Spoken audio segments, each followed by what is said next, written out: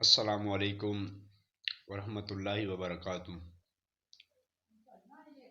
درود و سلام نبی کریم صلی اللہ علیہ وسلم کی ذات پہ دعا ہے۔ جہاں میرے نبی کریم صلی اللہ علیہ وسلم لیٹے ہیں، اللہ ذوالجلال کروڑوں بار، اربوں خربوں بار درود و سلام کی بارشیں برسائے۔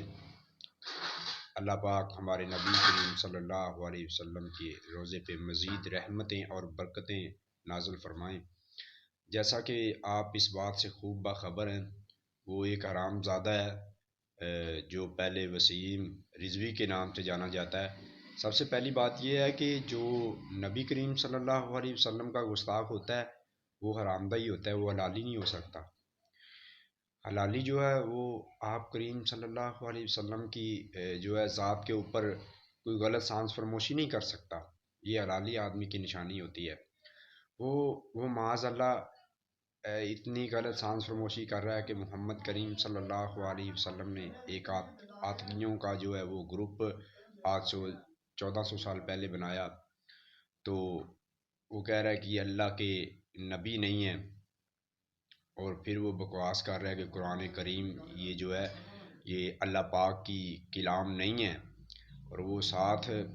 خنزیر آدمی، وہ خائن اور بدماش یہ کہہ رہا ہے کہ میں نے کہا تھا قرآن مجید میں سے کچھ آیتیں جو ہے وہ ہٹا دی جائیں، تو میری بات نہیں مانی گئی۔ میں یہ کہنا چاہتا ہوں کہ تمہارے جیسے پالتو کتے ہزاروں آئے اور ہزاروں گئے، اور یہ میں بات اپنے بھائیوں کو بتانا چاہتا ہوں کہ وسیم رضوی تیری موت عبرتناک ہوگی۔ تم نہیں جانتے، تم نے یہ جو باتیں کی ہیں، اللہ تعالیٰ تمہیں کیسے ذلیل و رسوا کرے گا، اور انشاءاللہ ہمارا یہ ایمان ہے کہ تمہاری موت جو ہے وہ عبرتناک ہوگی۔ تو تم کہتے ہو کہ قرآن مجید میں سے یہ آیتیں ہٹا دی جائیں، یہ بات ذہن میں رکھنا، اس کا ذمہ اللہ ذوالجلال نے خود لیا ہے۔ اس میں آپ آیتیں ہٹانے کی بات کرتے ہو، اس میں کوئی زبر زیر کی غلطی بھی نہیں کر سکتا، کیونکہ اس کا ذمہ اللہ ذوالجلال نے خود لیا ہے۔ رہی بات محبوب کریم صلی اللہ علیہ وسلم کی حسنین کریمین کے نانا جان کی بات رہی، اللہ ذوالجلال نے خود کہا وَرَفَعْنَا لَكَ ذِكْرَكَ، ہم نے تمہارے محبوب کو، تمہارے ذکر کو بلند کر دیا ہے۔ وَرَفَعْنَا لَكَ ذِكْرَكَ، ہم نے تمہارے ذکر کو بلند کر دیا ہے۔ اللہ ذوالجلال نے کہا محبوب جب تک قیامت رہے گی میں اللہ کا نام رہے گا، اے محمد تمہارا نام بھی گونجتا رہے گا، تمہارے امتی تمہارا نام لیتے رہیں گے،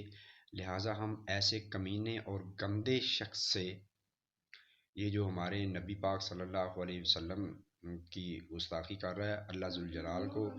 اور وہ کہہ رہا ہے کہ یہ قرآن مجید اللہ ذوالجلال کی کتاب نہیں ہے، کاش تم ہمارے جیسے گناہ گاروں کے کئی بیچ میں ہوتے، تو تمہاری موت جو ہے وہ پھر دیکھنے والی ہوتی ہے، اور انشاءاللہ اللہ تعالیٰ نے تمہیں ایسی عبرتناک موت دینی ہے کہ دنیا دیکھے گی اور تم دنیا میں بھی ذلیل ہو اور آخرت میں بھی ذلیل ہو کے رہو گے، اور مرنے کے بعد بھی آپ ذلیل ہوگے۔